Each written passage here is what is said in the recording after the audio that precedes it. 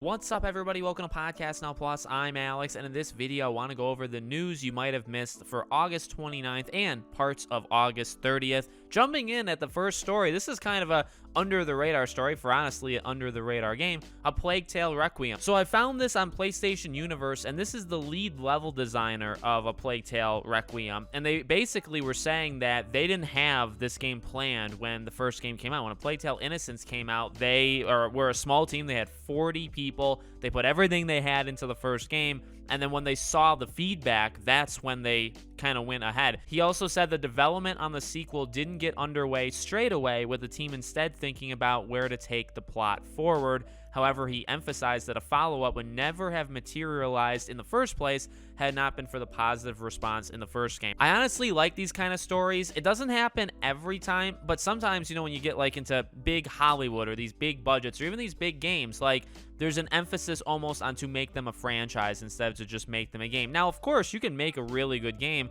and then make it a franchise and make more of them, but just kind of having that, I guess, mentality that you can imagine these guys all had, like going to this game, just giving it everything you got. You end it, you could continue it, but you don't need to. It's designed as a standalone thing. And then once they saw that, oh man, like we made actually a really killer thing, we'll do a second one, or we have to think now about where to go with a second one. I like that, right? Because it comes from more like a genuine place with the developers of, where they're starting. I think a lot of developers probably have the mentality, again, just from some of the bigger budgets or bigger studios, sometimes they may make it and then maybe they get a pat on their shoulder and say, hey, this is the first to many, right? And these guys didn't have that. Next up is The Last of Us, and there's actually a couple things to talk about here. Number one, the review scores of this game go live tomorrow, or go up tomorrow, so the embargo lifts in the morning. I don't know exactly what time, but I assume pretty darn early in the morning tomorrow, the reviews go up. They kind of had like I would say a wave approach. Like they had critics. You saw a lot of like the higher, like the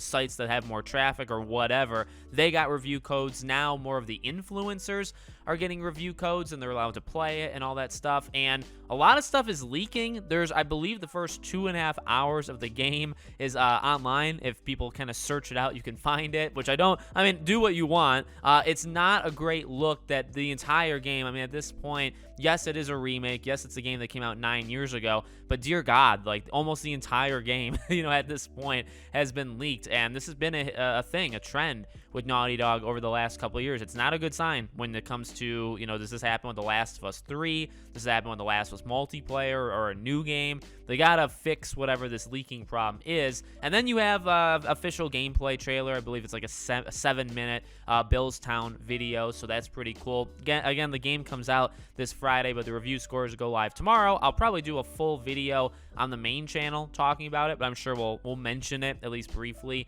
tomorrow on this channel as well in these recaps. Third story, and this is more of almost a promotion, not a paid promotion or anything, but Destroy All Humans 2 Reprobed comes out today. I had a review code. I actually did a full review for the game over the weekend on the main channel, so if you want to check out my 8-9 minute thoughts, the video is over there. The game's great. Just a quick little pitch. Game is great. If you guys like Destroy All Humans back in the day, or maybe if you've never played it, it's a time capsule kind of thing. There's some datedness to the game overall, but it is, I would say, a very good, in terms of remaking a game, it is a very, very good remake. So give it a try if you, especially if you like these games back in the day. Definitely give it a try now. The big story of today was the Assassin's Creed game. So we've heard rumors about the Assassin's Creed game before in terms of Rift. It seems like it's now Mirage. Everything else is relatively the same. Now, again, I made a full video for this on the main channel today, so you guys can check that video out for the full details. But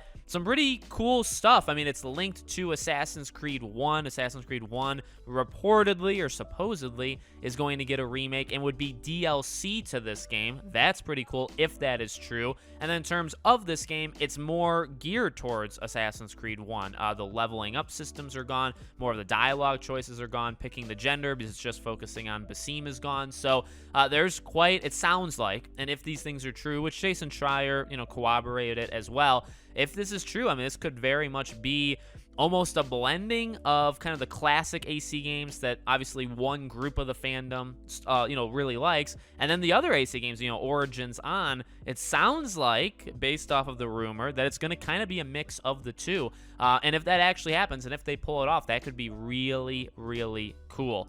Final story, not game related, and you guys can let me know in the comments if you want me to just do games, or if I'm allowed to do other stuff. I mean, I'm gonna allow myself for this video.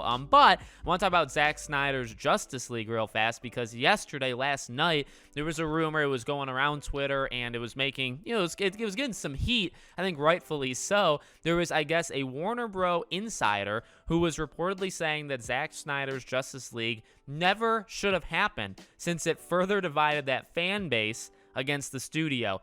To which, I said, this is what WB regrets: not firing Johnny Depp, not keeping Ezra Miller or Amber Heard, making Zack Snyder's Justice League fantastic. I mean, and this is kind of, I don't think everybody was saying exactly what I was saying, but it's kind of the mentality. A couple of things. Number one, Snyder's Justice League is miles better than the Joss Whedon one. It's not even close. So I don't really think that divided anybody. If they mean like divided as in, maybe this is how they meant it. You bring it back, people really, really like it, and then they say, why can't we go forward with this timeline versus the garbage that you're going to do? If that's what they mean by the divide and like going after the studio, that's more understandable, because that is happening, maybe rightfully so, honestly. But if it's not what they mean, and it's more like, what, it just divides, is there really a group that thinks the 2017 version is better? Because I haven't seen many of those people, especially those people that are sane. And then when you look at, again, what my tweet was, the more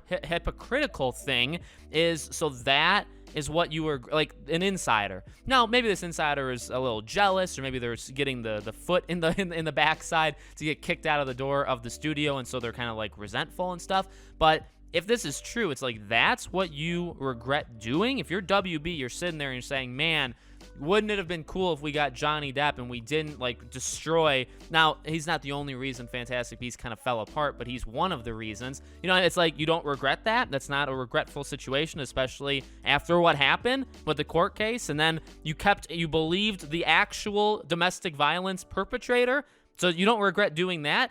And then you're also keeping the movie with the person who has cults and kidnaps people and does other, like, that's another thing you don't regret.